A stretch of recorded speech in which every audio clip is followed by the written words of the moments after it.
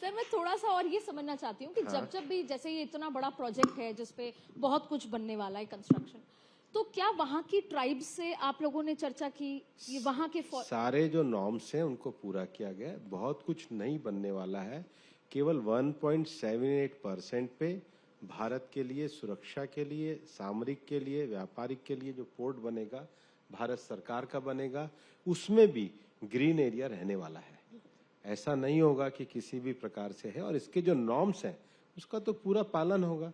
अब ministry of shipping इसको देख रही है, मिनिस्ट्री ऑफ शिपिंग उसके सारे नॉर्म्स को करेगी, और ये मिनिस्ट्री ऑफ शिपिंग का ही प्रोजेक्ट है। तो सर फिर एक इंपॉर्टेंट बात है, बार बार सामरिक और सुरक्षा की बात आती है, स्ट्रेटेजिक, मैंने कई जगह पढ़ा तो स्ट्रेटेजिक बात है। तो मुझे लगता है भी जो देश में हालात हैं वेस्ट एशिया में, आज स्ट्रेट ऑफ हॉर्मुज की वजह से बड़ी बड़ी जो इकोनॉमी है या देश है उनको झुकना पड़ा है।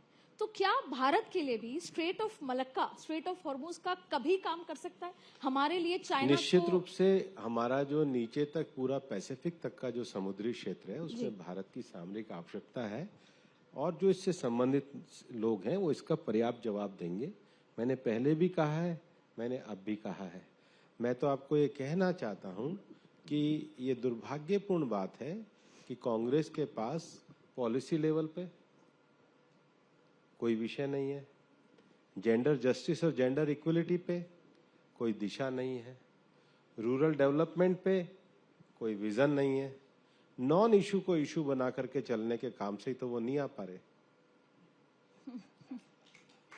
सर आप एनडीए सरकार के बहुत इंपॉर्टेंट विभाग के मंत्री हैं, कभी आपको ऐसे चुनौती लगती है कि एक तरफ तो सिर्फ विकास का एजेंडा है, भारतीय जनता पार्टी जिस राज्य में भी जाती है विकास की बात करती है, आपने भी बहुत सारी बात बताई, लेकिन दूसरी तरफ पर्यावरण को बचाना।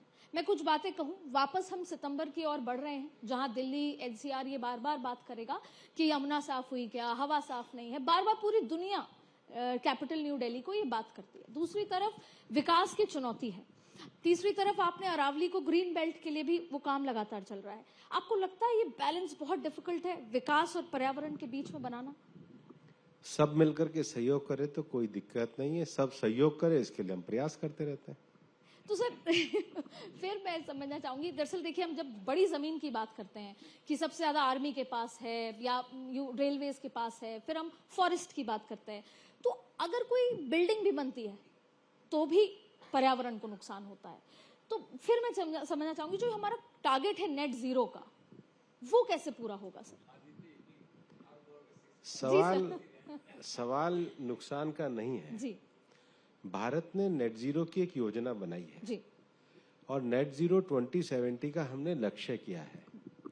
दुनिया को जो पहला नुकसान है वो जो एनर्जी सोर्स के लिए जो हम लोग रिसोर्स का इस्तेमाल करते हैं और इंडस्ट्रियल डेवलपमेंट के कारण जो कार्बन स्पेस को हम घेरते हैं उसमें कैसे ग्रीन टेक्नोलॉजी को लाया जाए, वो पहला विषय है। जी। दूसरा, हमारे जो भविष्य के बनने वाले शहर हैं वो ज्यादा ग्रीन हो और एनर्जी को कम कंज्यूम करे, उसके लिए क्या किया जाए। तीसरा, जो हमारे यातायात के साधन हैं उनमें उनसे जो कार्बन एमिशन होता है उसको कैसे कम किया जाए।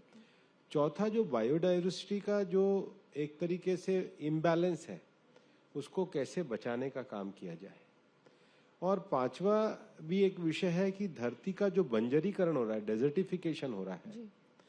अब मैं आपको बताना चाहूंगा कि जहां तक एनर्जी सोर्स की बात है, आपने खुद ने अभी इंटरनेशनल एनर्जी एजेंसी की जो रिपोर्ट आई है कि हम फॉसिल फ्यूल की जगह जो ग्रीन एनर्जी, सोलर एनर्जी पे जा रहे हैं।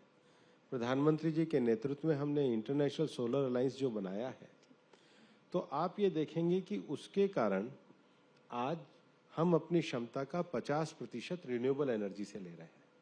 ये 10 सालों की उपलब्धि है। ठीक है। स्मार्ट सिटी को हम बना रहे हैं। आप मेट्रो के विस्तार की तुलना देखिए, आप BS4, BS6 व्हीकल को देखिए, आप EV व्हीकल को देखिए, इसमें हम कैसे तेजी से आगे बढ़ रहे हैं। हम सॉलिड वेस्ट मैनेजमेंट रूल को लेकर आगे बढ़ रहे हैं।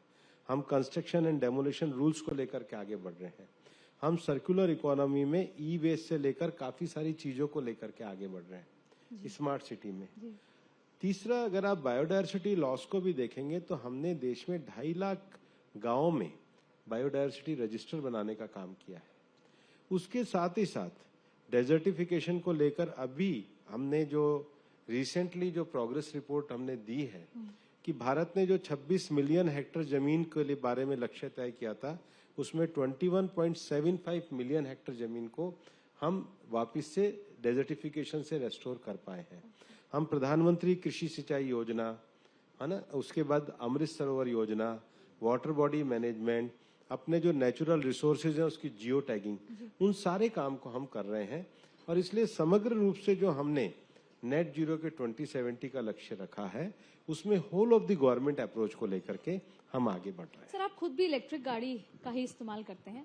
यहाँ बैठे सभी लोगों को अगर आपको कोई टिप देनी हो कि कैसे हम खुद भी कोऑपरेट करें एनवायरनमेंट के लिए, तो क्या करना चाहिए? एक ऐसा काम जो हम सब करें तो शायद 10 साल बाद कुछ बेहतर हो पाए।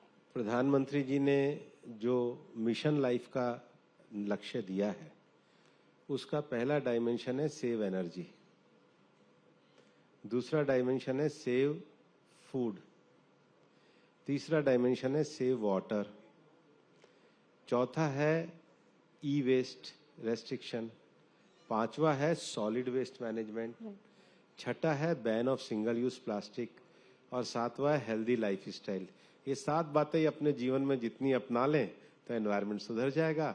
और एक पेड़ माँ के नाम अभियान में सब धरती माता के प्रति और अपने माँ के प्रति कृतज्ञता, ग्रेटिट्यूड के लिए एक पेड़ माँ के नाम जरूर लगाएं।